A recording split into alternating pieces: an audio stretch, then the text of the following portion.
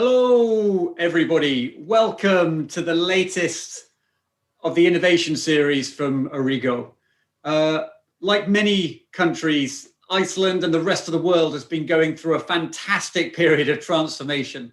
Although as we live through it, I know there's definitely days when it doesn't feel fantastic. Here at Origo, we've been supporting companies not only accelerate their cloud transformations, but keeping themselves secure through security services, and also helping businesses re-engineer what they're doing with the use of AI and big data and other tools. Today, we've got Josh Linkner, and Josh is a hacker. He is a multiple founder who's exited a number of tech businesses on a number of occasions. He's had 2 books in the New York Times bestseller list on innovation and how companies can think more creatively when maybe the culture doesn't allow it. And today, Josh is here to talk about hacking. So, hello, Josh. Welcome to the Origo webinar. Thank you so much. Great to be joining you today. It's great to have you here. And so obviously you've been in lockdown as well. What's your biggest learning been from lockdown? I mean, these times are just fascinating. And first of all, I hope everybody who's out there is safe. I think that we've learned to prioritize things perhaps that we didn't in the past, family and health and relationships, because we're all running so quickly.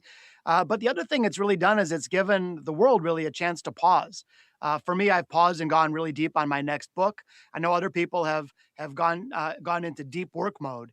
And I hope that many of us will look back a year from now with gratitude at this period where we had the chance to do the things that we never had time to do in the past. Well, now we've all of a sudden had time to do them.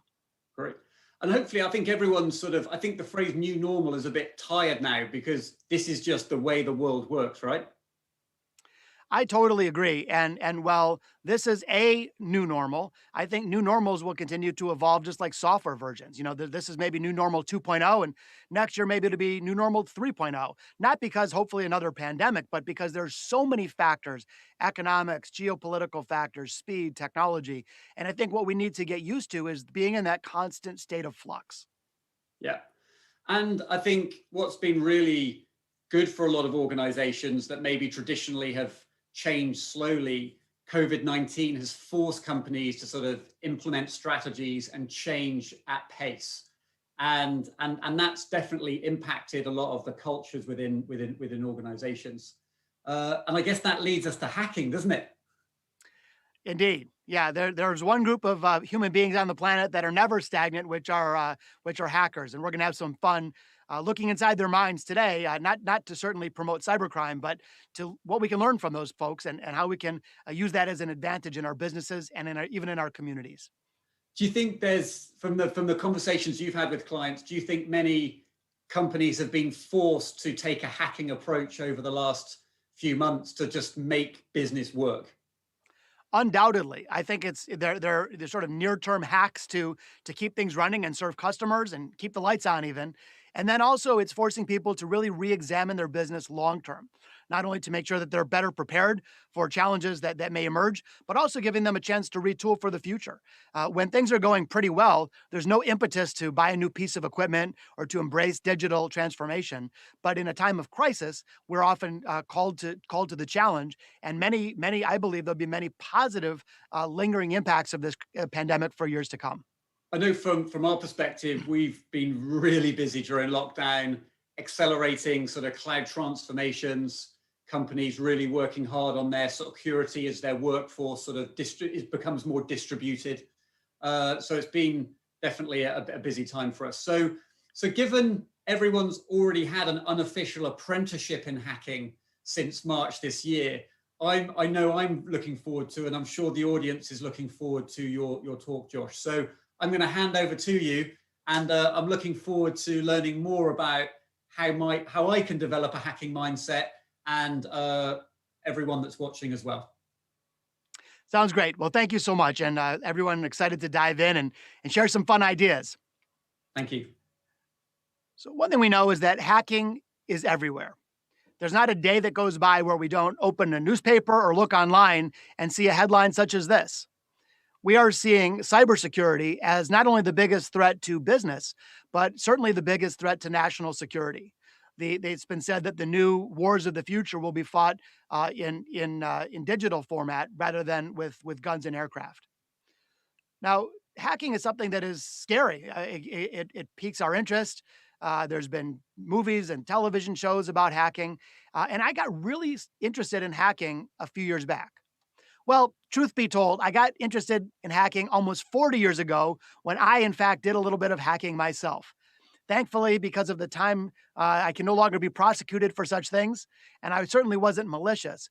But as a 11, 12-year-old kid, I was pretty excited. It was a challenge. Could I hack into the phone company? And for me, it wasn't so much the impact of doing harm. It was more the creative challenge of seeing what's possible. Now, that being said, we think of hackers as these evil, notorious people lurking in the shadows, waiting to cause untold harm. And certainly some hackers do that.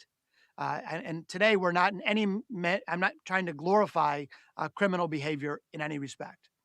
But I would argue that this isn't the only format that hackers take. I started thinking of hacking not as right or wrong, good or bad, but as a mindset, a methodology, an approach to seizing opportunities and fighting back challenges. When I was working on my book, Hacking Innovation, which came out in 2017, I really became enamored with hackers, how they think, how they act, how they solve problems, how they win. And this led me to 3 years of research. I interviewed criminals, uh, felons. I interviewed law enforcement, cybersecurity professionals, and of course, people that we wouldn't ordinarily think of as a hacker. I interviewed entrepreneurs and artists and healthcare professionals. And to me, again, hacking is simply a toolkit, which certainly can be used for negative purposes, like the hacking we read about in the papers. But the same mindset, the same skill set can be used for good. We hear, for example, about biohacking, which is hacking the human body to enjoy a longer, healthier life. We learn about hacking in the startup world, how we can fight against larger competitors using advanced creative techniques. So again, let's today frame hacking beyond the traditional definition into something that is much more benign that can be used to our advantage. Speaking of the impact that hacking can create, one of the most notorious crimes over the years is a bank robbery. Now, we sort of have glorified bank robbers over the years, and the most famous bank robber in the entire world is a guy named John Dillinger. Maybe you've heard of them. He was a United States bank robber back in the 19th century. And this guy was very notorious. In fact, he was on the most wanted list. He ended up robbing banks in about 13 US states. He made away with about $300,000 US loot before he was gunned down and killed by law enforcement. In fact, Dillinger is so famous, they've made 14 major motion pictures about his pursuits. Now you'd say, okay, he was so famous, he must have been the most successful hackers. Not even close. Or bank robbers, not even close. The most successful bank robbers happened over a period of 10 years. It was a loose gang of hackers that were spanned across the Eastern Bloc and into Russia. And this was a gang that was way more effective when it comes to bank robbery. What they did is they infiltrated over 100 banks in many different countries. They didn't just go in and raid the safe and run away. They took their time. They were deliberate. They were thoughtful. They were creative. They looked for opportunities to exploit weaknesses. They uncovered systematically the best place to make out with their biggest proceeds. One of the things that they did, among many, by the way, this is only one of their many techniques.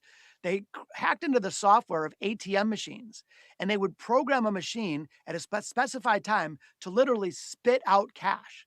Then they would hire money mules who didn't really know what they were doing. They just get paid a little bit of money. They'd go to a random town in some random city with a big burlap bag at 3:22 a.m., stick it up into the ATM machine, put a mask on so they were undetected, and the machine would spit out thousands of dollars. They would make off with the loot, no problem. So in the end, this spanned again about a 10-year period. The gang made off with over $1 billion US in cash. Never caught, never tried, never brought to justice. Now, once again, I'm not encouraging you to rob banks. But when you compare the success of Dillinger, the most successful bank robber in history, who was killed and didn't do that well, versus these guys, there's no comparison. And so to me, hacking represents a new way to seize opportunity, a new way to use creativity toward our biggest goals that we seek. So let's together redefine hacking. We might originally think of hacking as crime, but let's think of hacking as simply a methodology to solve complex problems in creative and unorthodox ways.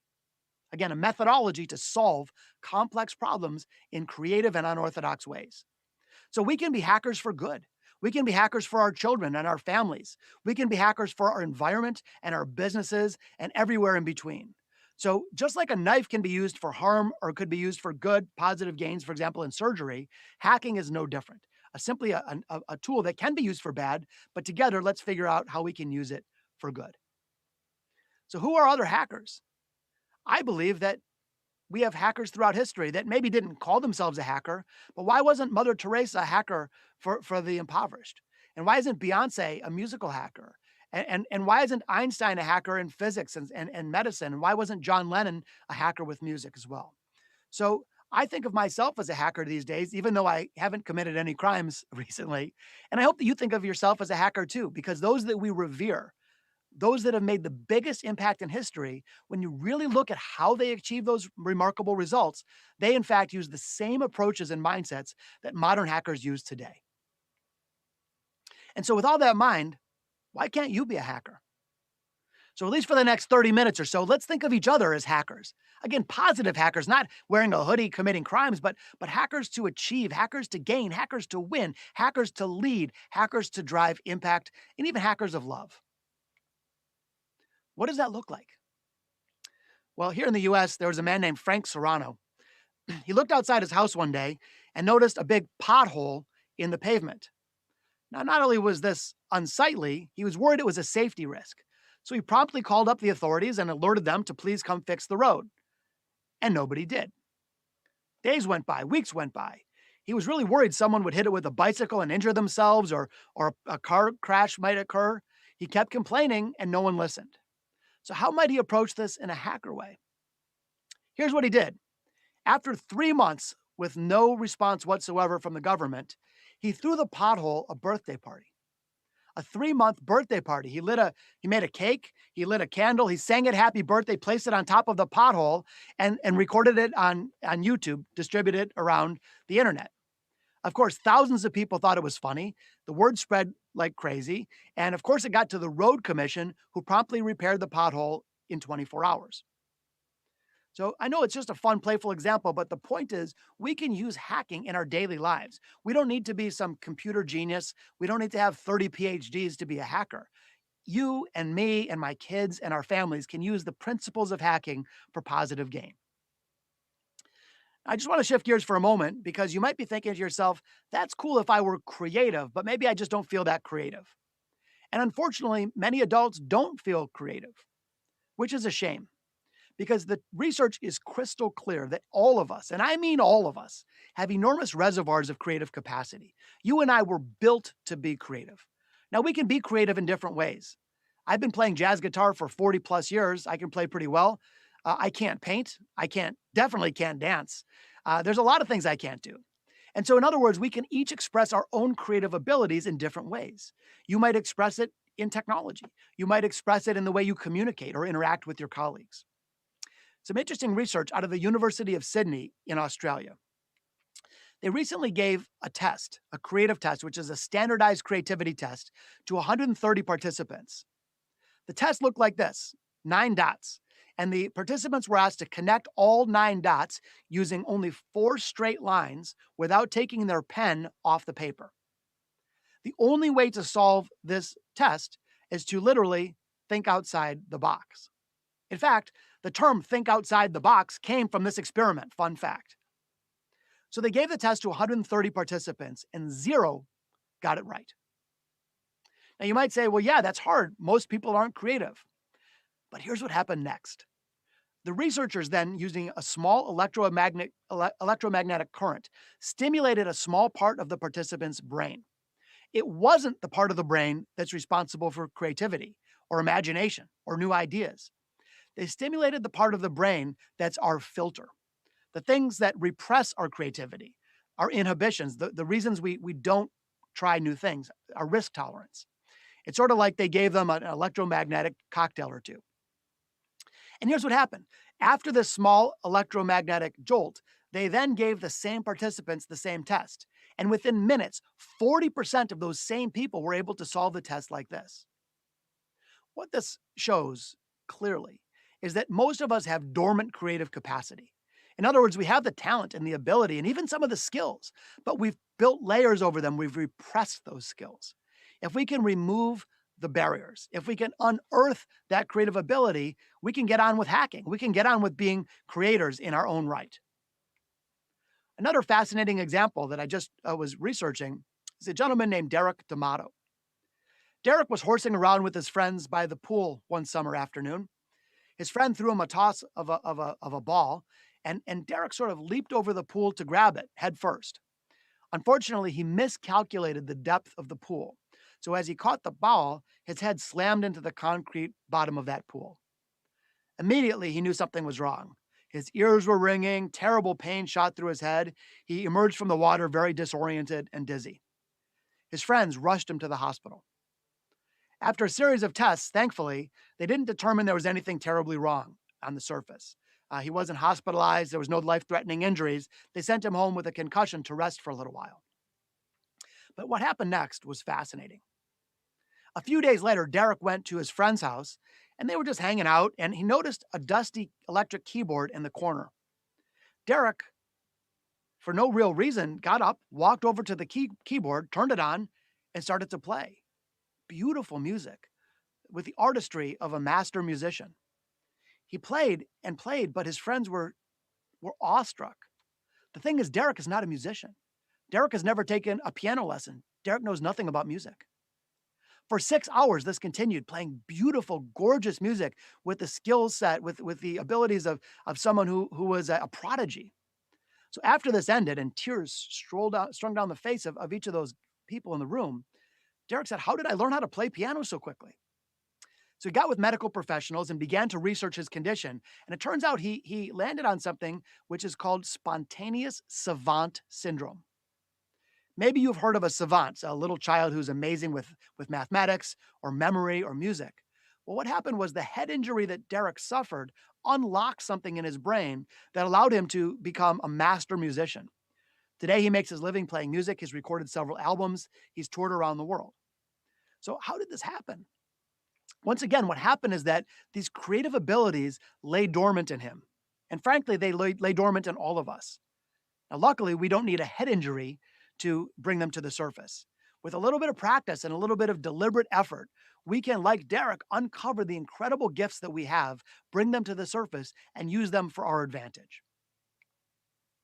So a couple of key takeaways. First of all, as mentioned, we are all creative, all of us. You, me, your kids, your family. And if we can tap into this, it can really become a competitive advantage. It can become this powerful resource that's renewable and doesn't hurt the environment, but at the same time can absolutely be the difference maker in our businesses and even in our families. Now, you might be thinking, why is this so important right now? I would argue this was important before the pandemic because the world is changing so rapidly with technology advances and changes in speed and customers and consumer trends and geopolitical turmoil. But now we have the COVID crisis, which makes the importance of this approach even greater. In these trying and difficult times, we can't simply rely on the models of the past and expect the same result. Quite the opposite. In fact, I would suggest that we need to embrace that hacker mindset if we're going to meet the challenges of the day, if we want to be the architects of our own future and enjoy sustainable success. In other words, we need to hack our way forward. Now, if I were to ask you, what are things like these days? Imagine, I was thinking about this the other day. Imagine that a friend of yours went into a cryogenically frozen chamber 5 years ago. And they were just, they were on ice. And they woke up all of a sudden, and it's August 2020, and they said, well, hey, how are things going right now? I don't think they'd get a lot of people saying, things are awesome, really good. Everything's really stable in the world. Not a lot of craziness in politics. The economy's looking good. Public health and safety is really awesome. I mean, think about the words that you would use to answer that question. Turmoil, unprecedented, which is a word that is now overused, deep challenges, fear. And so once again, with all these new things that have occurred just in the last 5 years, how can we think that we should use the same approach that worked in the past? So what I'm going to challenge you today to consider is this. With technology, and I know many of us are on the technology front, we think about technology upgrades all the time. Maybe you upgrade a new version of hardware or software, or even your car or your house. But I'd like to challenge us to give ourselves a creativity upgrade. Now, don't even shoot for 100% or 1,000%. What about a 5% creativity upgrade? Something that is absolutely within the grasp of every one of us here today. My suggestion is that a small 5% creativity upgrade can yield a disproportionately large set of results for you. In other words, a little bit of creativity can go a very long way. So with that in mind, with our 5% creativity upgrade as our target, I'd like to share with you some principles of hackers, things that I learned in researching hackers and working carefully with amazing innovators throughout the world. These principles, like I said, not only apply to people committing crimes, but they apply to innovators and artists and musicians and entrepreneurs, people like you and me that want to create a better future for ourselves and our families. So let's together take a hard look at the 5 operating principles of hackers and think about how we can apply them directly to our businesses and even in our communities. Hacker principle number 1, start before you're ready. The notion here is you don't wait for ideal conditions because they're never going to be ideal conditions. You don't wait for permission. You don't wait for a directive. Hackers take the initiative to start now. They get going and figure it out along the way. Yes, they course correct as they need to go rather than trying to develop everything with perfection before launching their efforts. An example. In 2012, one of the largest and most impactful hacks occurred with Saudi Aramco. Now it's public, but at the time was a government-owned oil production company in Saudi Arabia. What happened is hackers saw them as a fabulously exciting target, but they didn't realize it until they only had a few moments to go. What happened was the upcoming month of Ramadan was about to occur. And in Saudi Arabia, what that meant was that their staffing levels changed. So if they ran on a much smaller shifts. They put their least experienced people on the front lines, and many of the people left for religious purposes. There was only about a week to go. But at this point, when the hackers saw the opportunity, they could have said, well, we'll just wait till next year. Let's come up with some really slick plans. But they didn't. Instead, they started before they were ready. They developed actually a rather crude intrusion device, a little bit of malware that spread rapidly. Later on, as it was studied, they even had spelling errors. It was kind of sloppy. But because they saw an opportunity and they seized it quickly, they were able to infiltrate Saudi Aramco's computer systems. This became one of the most devastating corporate hacks of all time.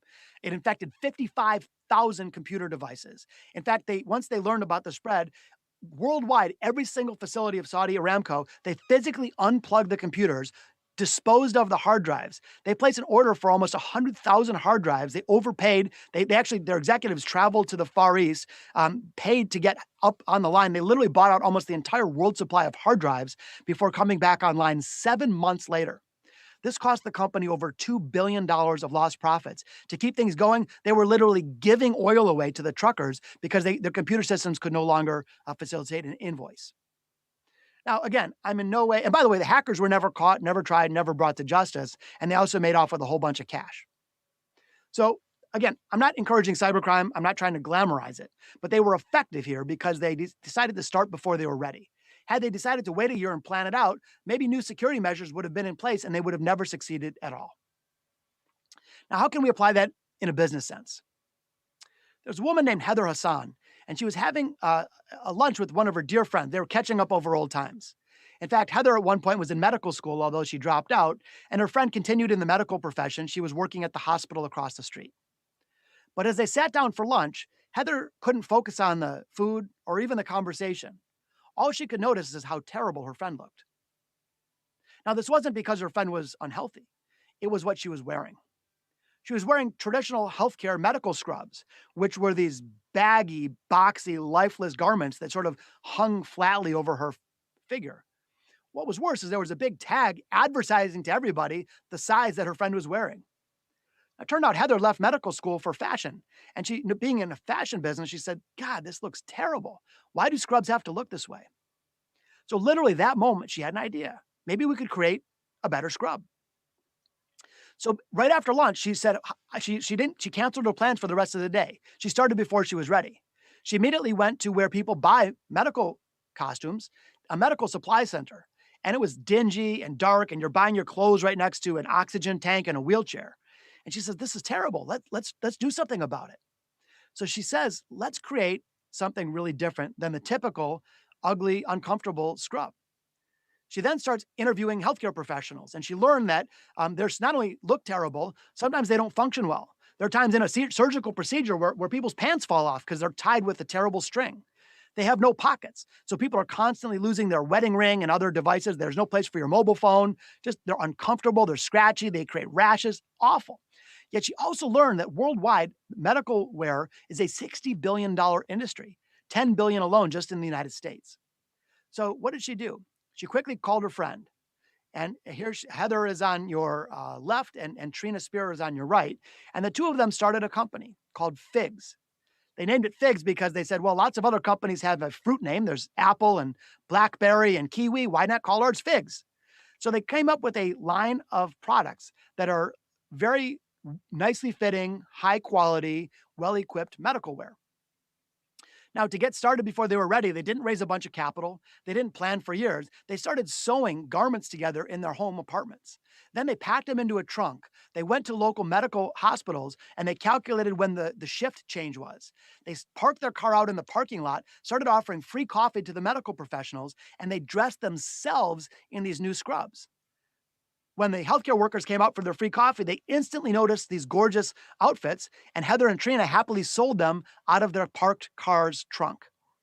Before long, this gained momentum, it gained attention, it gained investment, and fast forward to today, they have retail stores, they have a line of beautiful design and highly functional and comfortable healthcare equipment. They sell them for men and women. They're antimicrobial and they fit great and they have double zipper pockets. They charge significantly more per item than the typical set. And today they're doing $250 million of revenue in this company. It didn't happen because they planned for years. It happened like hackers because they started before they were ready. The legendary race car driver Mario Andretti has a great quote. I've always loved it. If you feel like you're totally in control, you're probably not going fast enough. What this tells us and what hackers know is that speed matters, agility, being willing to go after something and then course correct as you need it, as opposed to waiting till it's perfect to launch. So I thought we'd do a little fun game.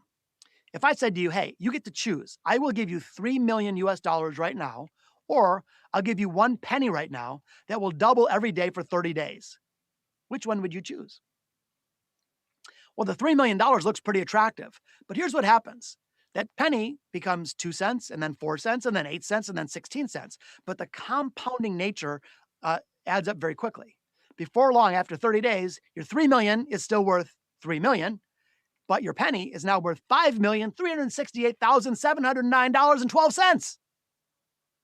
The point is this: starting before you're ready and getting that compounding effect adds up in a big way. And that's exactly what hackers do. So I'd like you to think about your efforts when you're thinking about ideas and innovation and solutions, just like that compounding effort, the compounding innovation interest that it can yield. In other words, you're better off often starting quickly, even if it's messy, than waiting till it's perfect. So let's just apply that same exact thinking to an idea. Let's say you had a decent idea now. It's not great, but you're ready to get started. Or you could wait for 10 days and start with an idea that's 100 times better. And you'd probably say, well, I should just wait the 10 days. But let's just say, for example, that idea now is the same as the penny.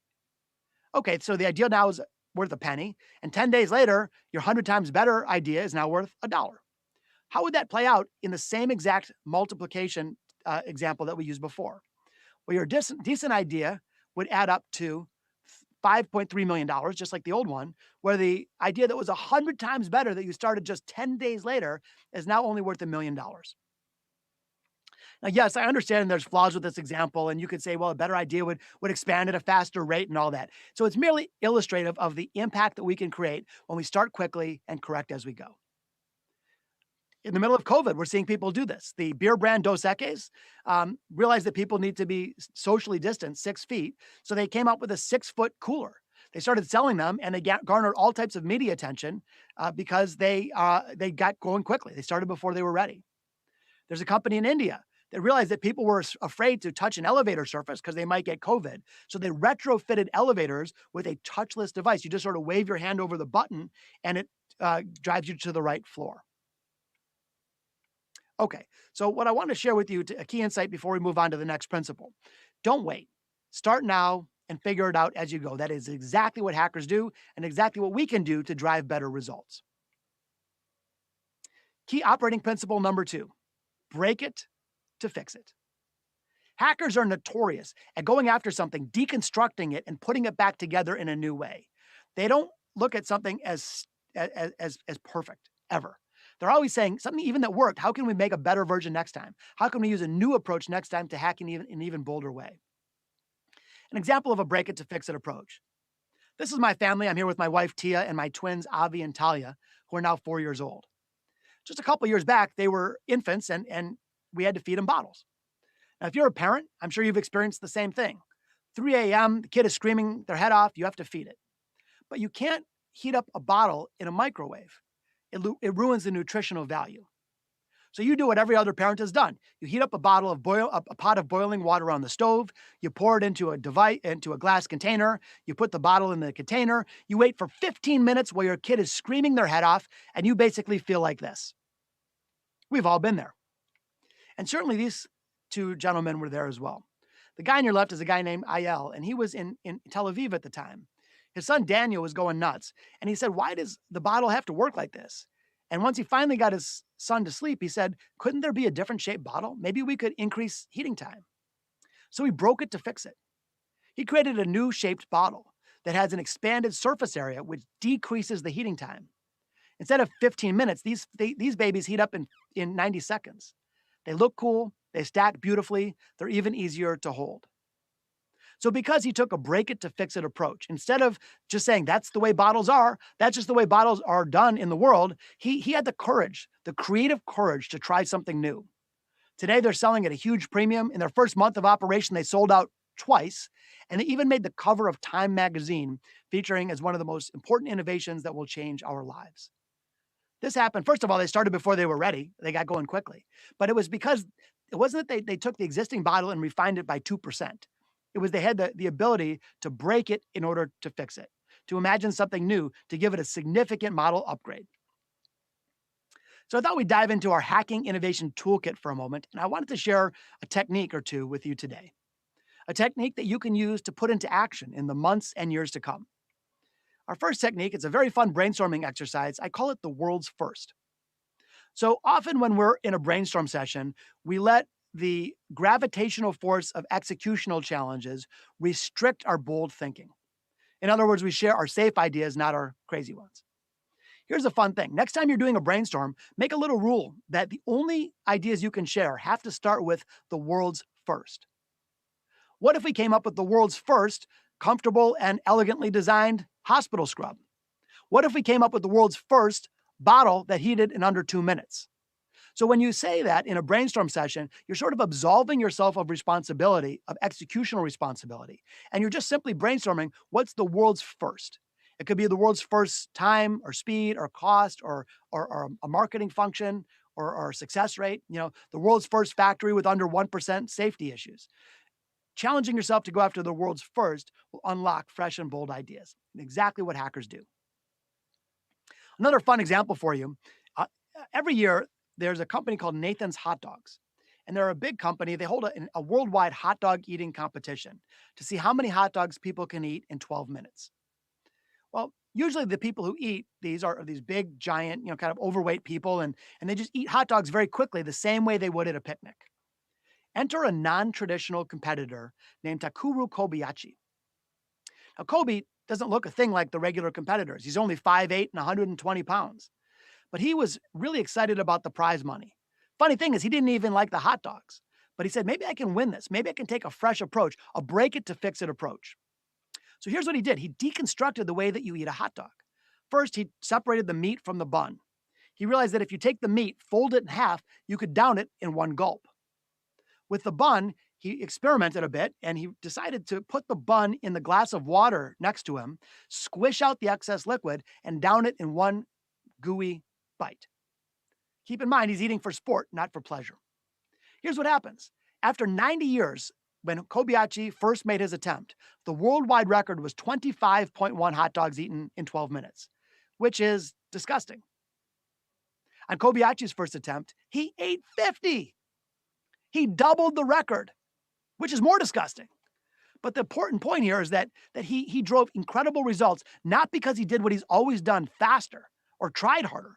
It's because he took a break it to fix it approach. He deconstructed the old model, came up with a better methodology, blew away the record. And that exact same thing can happen for us.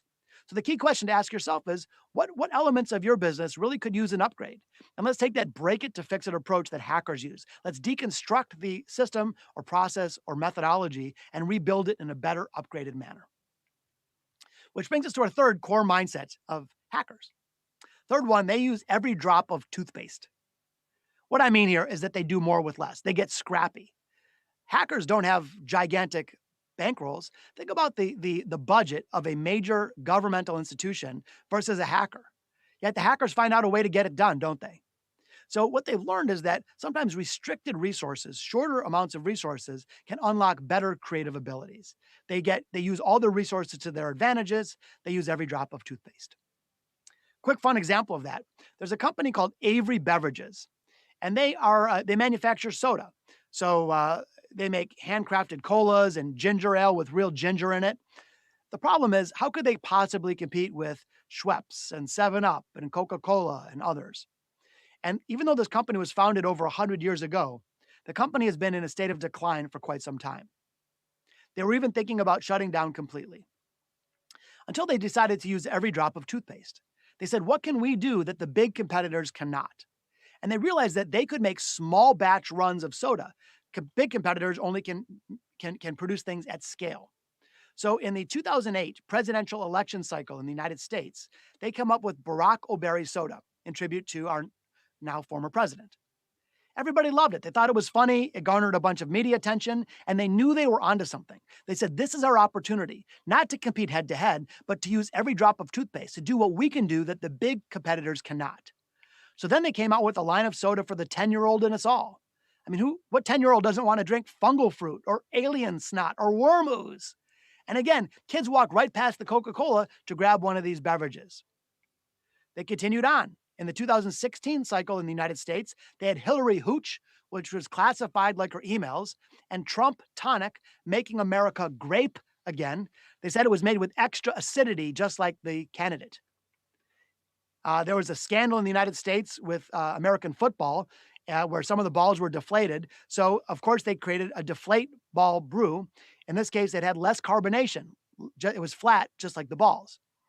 And they continued on with these fun topical ideas, small batch runs. Right now in the US presidential election cycle, they have Trump again, and they also now have Biden Berry. And they said it's, and they're using all kinds of fun language on the package. In the last presidential election cycle alone, the company's revenue spiked by 30%. They didn't do this because they had massive budgets. They didn't have a $1 billion ad campaign. What they did is they used every drop of toothpaste. They got scrappy. They did more with less. It reminds me of the television show MacGyver. This is, I think you've seen it in Iceland. This was a worldwide hit in the late 80s and early 90s. Now, MacGyver was one of my favorite superheroes because he didn't have any superpowers. He couldn't fly. He didn't have X-ray vision. In fact, he wasn't a big, strong guy. He didn't carry a gun. He used his cunning, his ingenuity. He did more with less. He was scrappy. He would be locked in a basement somewhere. The building is about to explode, and he'd get out of it with a paper clip and some duct tape. This has become such a thing now. It's actually a word in the dictionary, to MacGyver. The Oxford Dictionary defines it as a verb, to MacGyver, to make or repair something in an improvised or inventive way, making use of whatever items are at hand. Or my favorite version, the Urban Dictionary, says someone who can jumpstart a truck with a cactus. Point I'm saying to us is that I know there are times when we are resource constrained. We know that the overall economy of Iceland isn't as big as other economies, and certainly with the impact of COVID, this is having a negative impact on us. So I know many of us are feeling resource constrained, but there is really an opportunity to let our creativity backfill in any holes of external resources, to get creative, to get scrappy, and essentially to MacGyver. So the takeaway for you is, how can you MacGyver it? When you're facing a tough challenge or a new opportunity, how can you use your ingenuity and your resourcefulness just like a hacker would do to win the day. Which brings us to our fourth core principle of hackers: reach for weird. Many of us, when we're trying to tackle a challenge, we just go for the obvious answers. But the hackers of the world push those boundaries. They look for weird, unorthodox, unexpected ways, even those ones that are bizarre and strange, because those are the ones that make all the difference. The thing is, as mentioned earlier, all of us, just like Derek D'Amato had music locked inside of him, you and I have creative ideas inside of us right now. They may be dormant, but let's release them into the world. Let's reach for weird.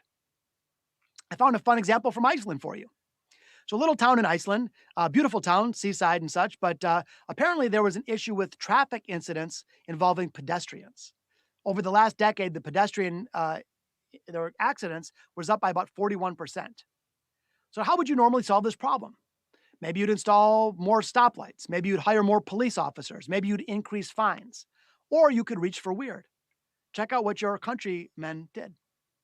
They made an optical illusion. They painted the crosswalk such that it appeared that it was floating in the air. So as you drive your car up to this and you see these concrete barriers floating 3 feet in the air, there's no way you're going to barrel through the intersection. Had a significant decrease in traffic incidents with pedestrians, and it's pretty fun to take some selfies. This is what happens when we reach for weird. Another fun example for you, in many major cities, hopefully not in Reykjavik, but in many major cities, you look down in the street and there's cigarette butts everywhere. It's one of the largest forms of litter. It's terrible for the environment. It's unsightly. It's awful. So how do you solve that problem? You put up signs, you lock people up, or you could reach for weird. Look at these folks in the UK. They installed this thing called a ballot box. Simple box that basically allows people to vote with their butts. In other words, which is your favorite food, hamburgers or pizza? Put your cigarette butts in one and vote. They design them in all different styles. This is one which you prefer to watch, the Grand Prix or a tennis match. Again, people are voting with their butts.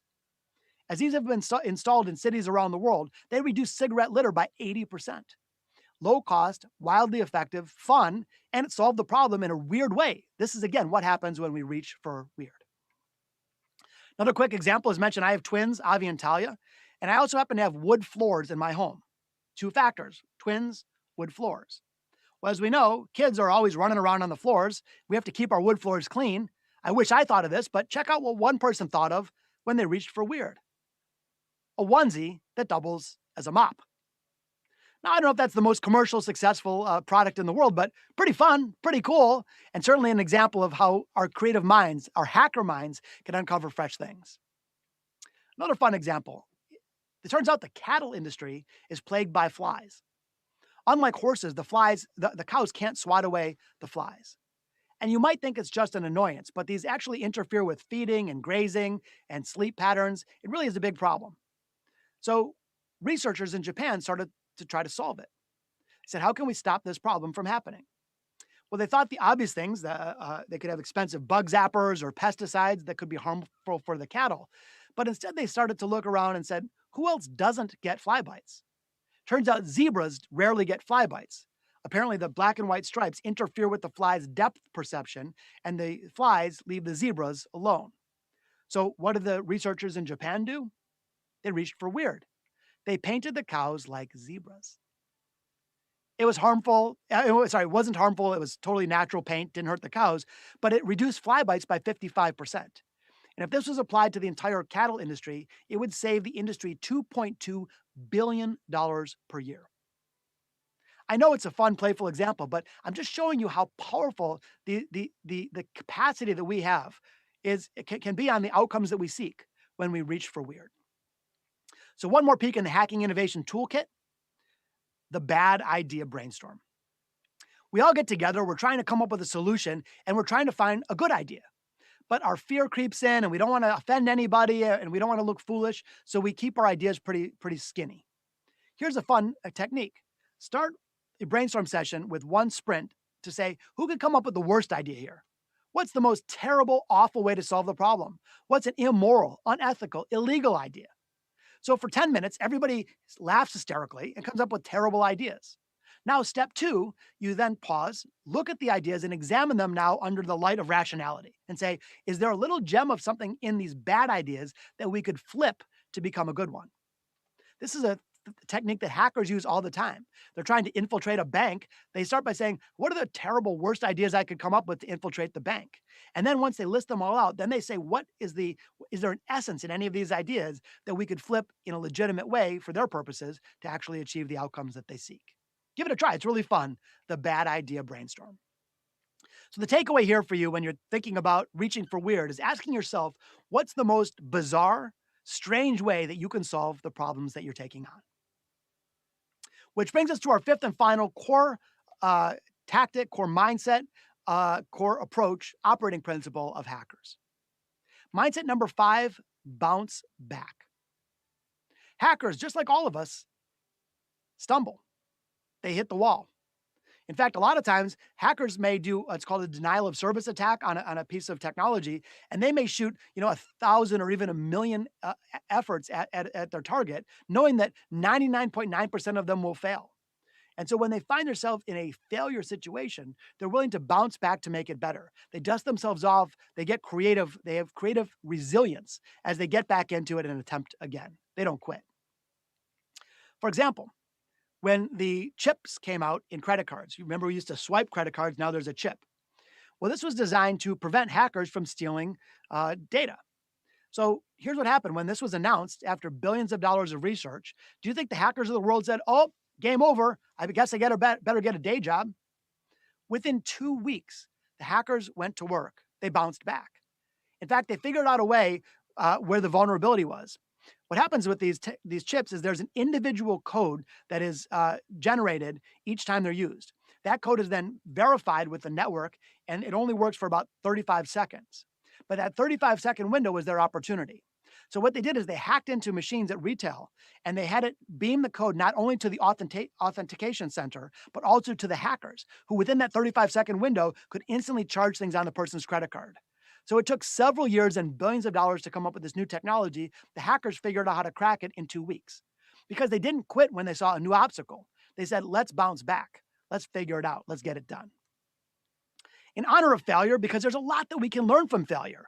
In Sweden, there's a museum of failure, and it celebrates the role that failures have in the innovative process. They realize that often failures are the pathway to discovery, that we want to win more, then we have to also accept failing more.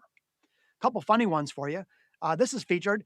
We all have pets perhaps, and maybe we drink vitamin water or flavored water. They said, let's come up with flavored water for pets, because how could a pet be asked to drink regular water?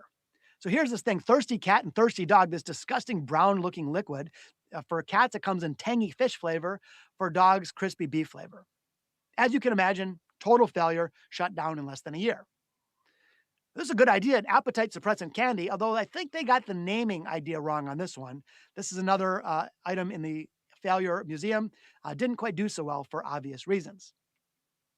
What about this gem? What golfer who's out there is thinking about, I just can't hold it until I get back to the club for 9 holes. So this is a Euro club. It's a urinal disguised as a golf club. It even has a privacy screen to allow the impatient golfer to get his business done out on the course and still keep the game in play. Obviously, a failure to be reckoned with. So the reason I bring all this stuff up for us is that we are going to suffer. We're going to stumble. If not, we're not trying hard enough. But in those inevitable moments when we're laying on the canvas, we get back into the fight with more creativity. That's exactly what hackers do. It's exactly what you and I can do. And so just one last example, and then I'd be delighted to take some questions. In fiscal New York, the blaze of flames looked like a volcano. It took 115 firefighters 7.5 hours to put out this fire. It burnt down to charred rubble over 2 million square feet of warehouse and distribution center for a retailer called The Gap. Now, they were only 3 months away from their holiday season, and this fire could be devastating. It could have bankrupted the company. But very quickly, the Gap officials got to work. First, like hackers, they started before they were ready. They did a makeshift distribution center to keep their customers happy. But once they got basic orders going, they said, how can we use this fire as an opportunity? And so what they did is they re-examined their entire distribution center. They used it as an opportunity to look at new ways of using technology and staffing and even laying out their facility. By the time the facility was rebuilt, it was doing double the throughput of the previous one. It was a wild breakthrough in innovation that actually spread throughout the entire organization. I might say that today, with the COVID crisis, we're in a similar fire. And maybe the things that in the past we would say, hey, we'll just let it roll, it's not bothering us, it's not a problem. We're living through a fire like this right now. And so let's use that as an opportunity to hack for good, to innovate our way forward, to reinvent, to rebuild, to reimagine our digital footprint in order to have better outcomes going forward. The question here is simply, how can I use creativity to bounce back better? So we covered 5 operating principles of hackers. Quick review, and then I'd be delighted to hear what's on your mind. First, we talked about start before you're ready, leaping in quickly, course correcting as you go. We talked about break it to fix it, using the approach of taking something that's working, breaking it on purpose, deconstructing it, and rebuilding it even better. We talked about using every drop of toothpaste, making sure that we are being scrappy and resourceful rather than relying on external resources. We talked about reaching for weird, looking for those bizarre, strange approaches because those are the ones that are often the best. And finally, bounce back, the willingness to get back up after a setback and reimagine things in a better way. So just a couple final thoughts. I know we are living in difficult times. Again, I hope everybody is safe, but there's a real opportunity here for us to use these strange and uncertain times for growth, for transformation. I think in partnership with Arrigo, we can do incredible things going forward. And I really hope that we look back at this strange time in history with gratitude as an opportunity where we were able to seize it, we were able to inject some creative hacking, and ultimately create a better future. With that in mind, thank you so much, and I'd be delighted to answer any questions. Fantastic, Josh. What a great talk. So, as with a lot of these talks, there's fantastic ideas, but many of the people watching are living in corporate environments, right? So, managing a hacker mindset with with the realities of what we work with at desks. So, we've got some questions from the individuals. So, the first one is from Helgi, and they said basically international tourism in Iceland has effectively been shut down. Domestic tourism is only a small part of the total. So how could they apply these hacker principles to solve this problem? Well, I'm certainly not an expert in tourism, but I would say this, that what we got to do is re-examine and say, okay, what is there a different approach that we could take? Could we repurpose the resources or the services that we have to a new customer base? If it's only temporary, which we hope it is, maybe it's retooling for the future, sort of writing the near term off and saying, yeah, we're going to make next year even better, and using this as a platform for reinvention so that next tour season we come back strong.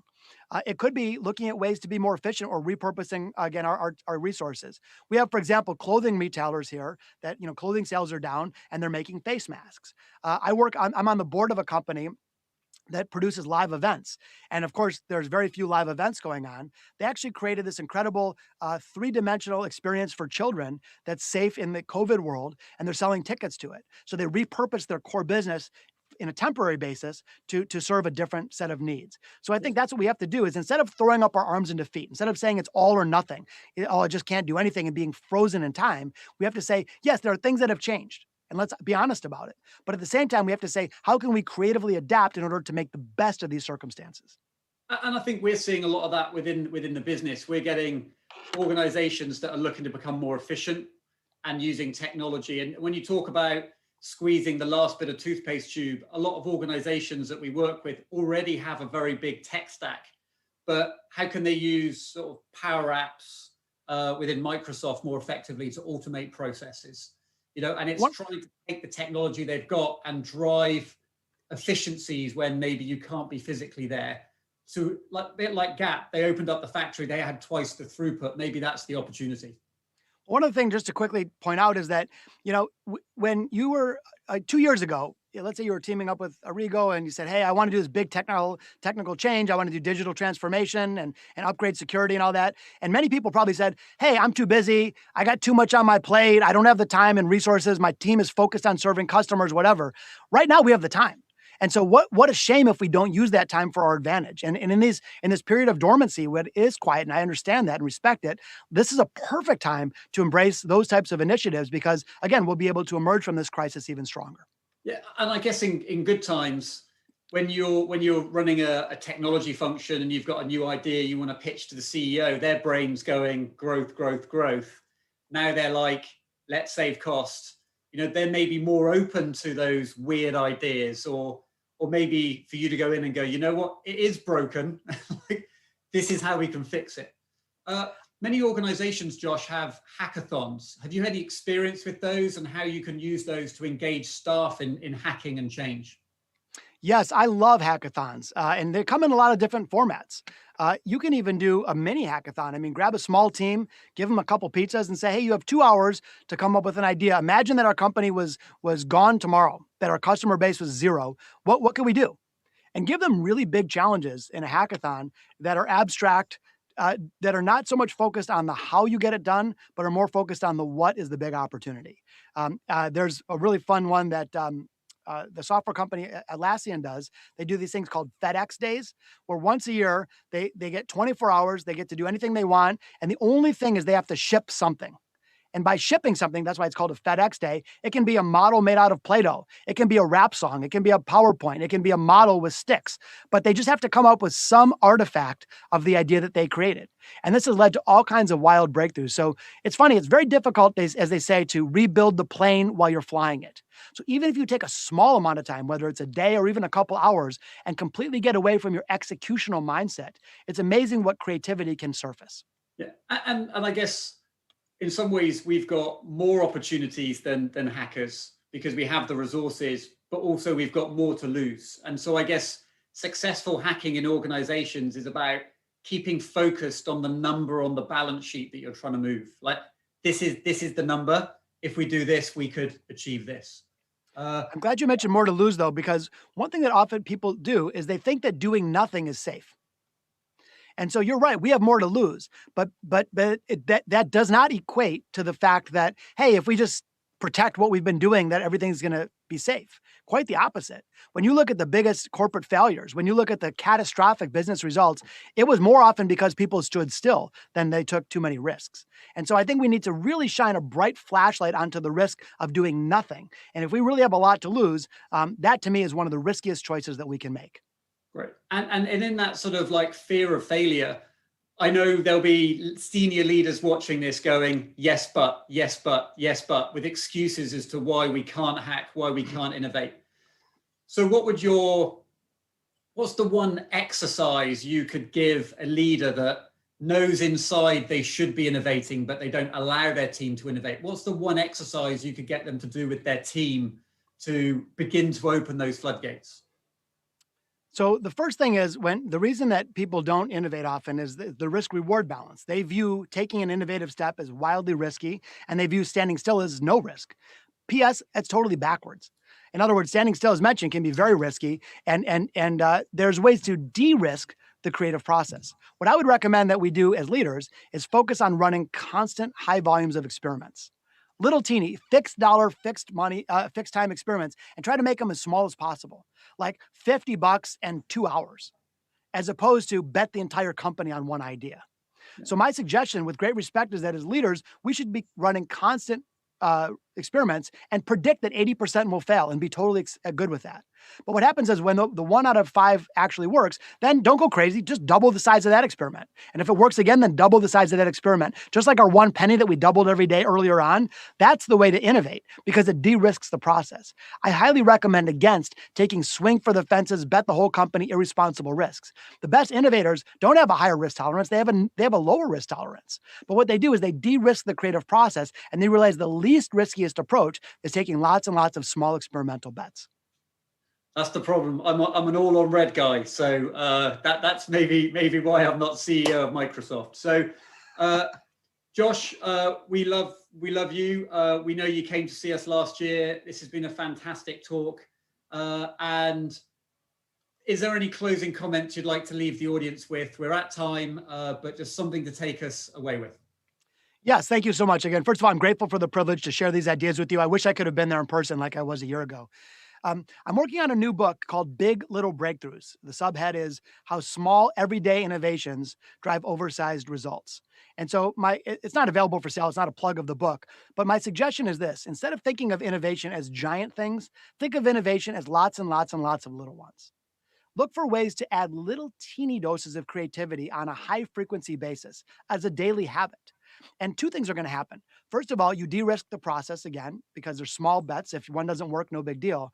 But then you also build creative capacity as a habit. If you think about Da Vinci, his first painting wasn't the Mona Lisa. First, Da Vinci had to learn to paint.